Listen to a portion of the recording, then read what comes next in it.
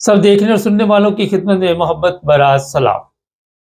जो ताकतवर लोग हैं पाकिस्तान के, वो किसी सूरत भी ये बात मानने के लिए तैयार नहीं है कि उनके हाथ से ये मुल्क निकले और वहाँ पे कोई बेहतरी आए, सियासी सूरत हाल बेहतर हो। कल शेर अफजल ने ये बताया कि जब उसे गिरफ्तार किया गया, 8 दिन वो जेल में रहा, तो वहाँ पे उसे खाने में या किसी तरह जहर दिया गया। ये मामूली केस है।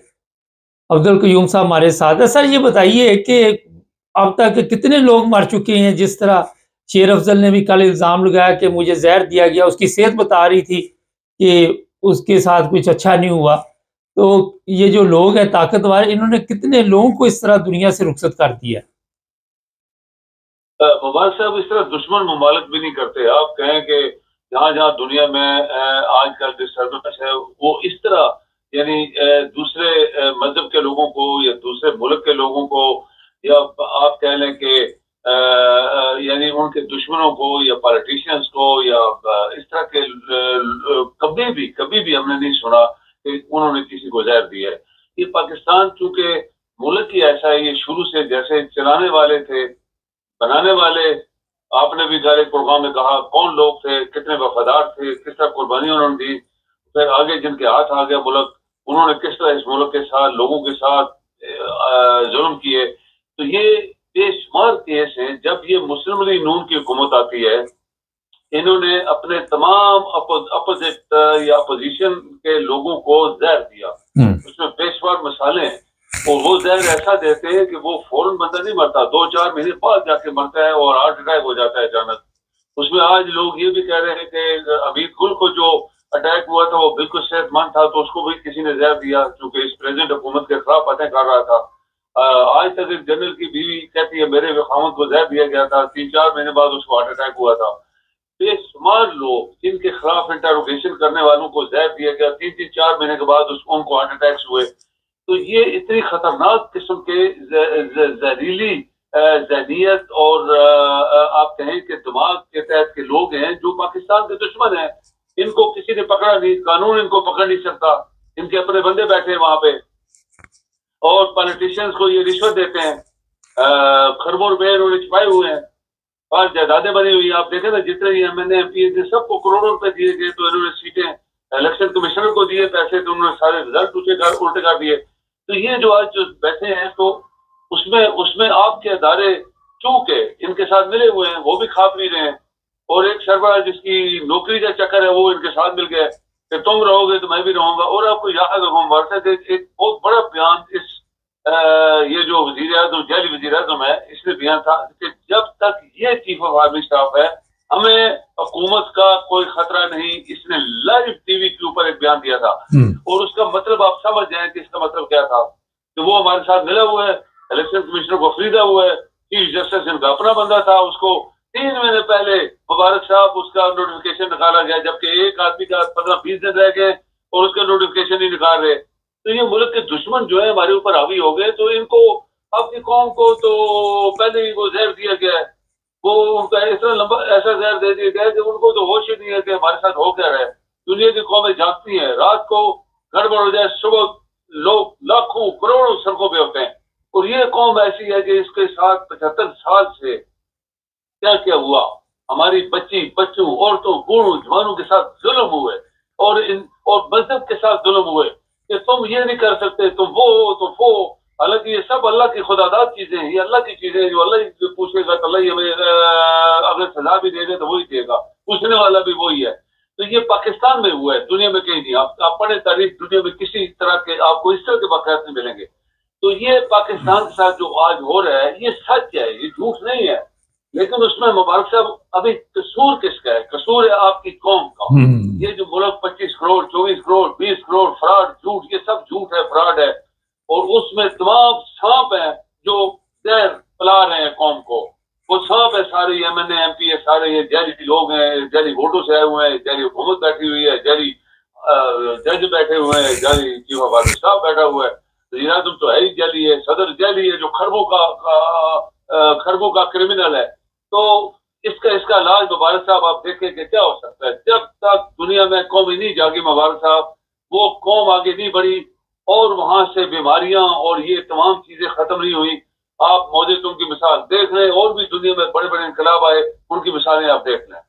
अच्छा सर, एक बड़ा अहम सवाल है कि आपने कौम की बात की कि कौम भी कसूरवार है।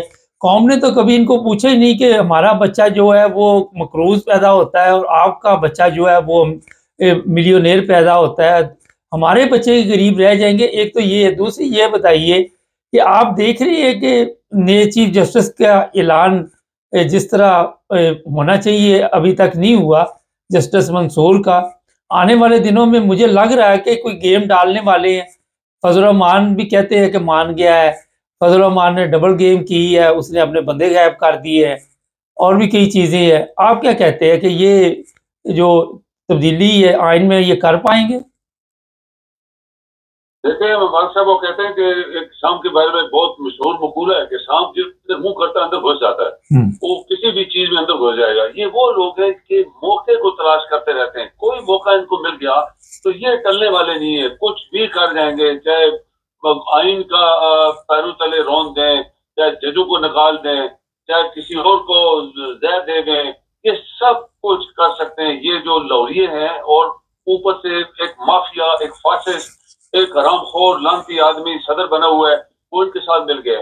तो फिर बाकी कौन बचा है? बाकी जो लोग आपके सच्ची बातें करने वाले थे या लोगों के हमदर्दी की बातें, वो सब जेलों में बैठे हैं या अखबार सड़कों पे नाच रहे हैं, उनको मारा पीटा जा रहा है।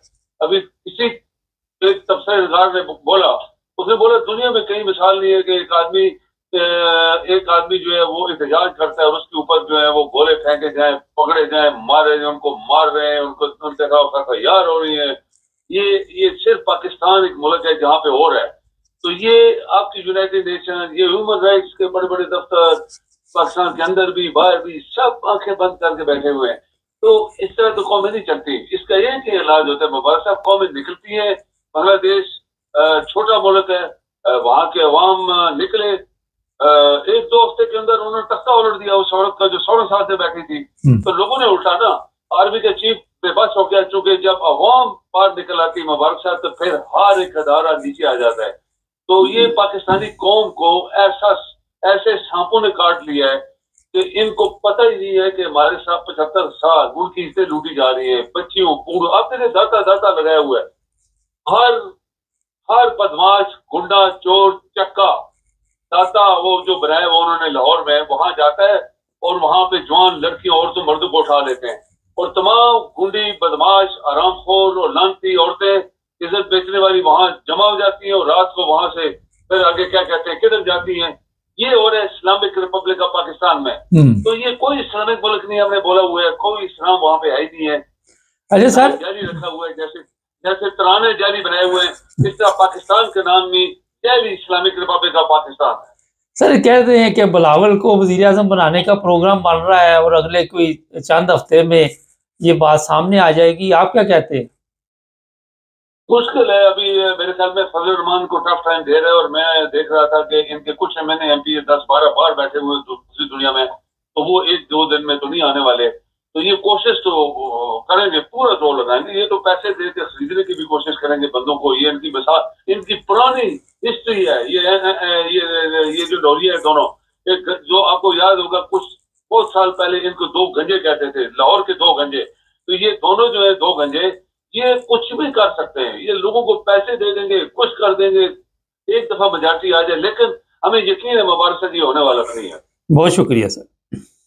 ये बात इमरान खान के साथ मुलाकात पे पाबंदी, अब ये वो हाई कोर्ट जाएगा, केस सुप्रीम कोर्ट जाएगा, और फिर 3-4 हफ्ते 2 हफ्ते पता नहीं कितनी देर लोगों को इस तरह जो वकला है उनको खज्जल खराब करेंगे।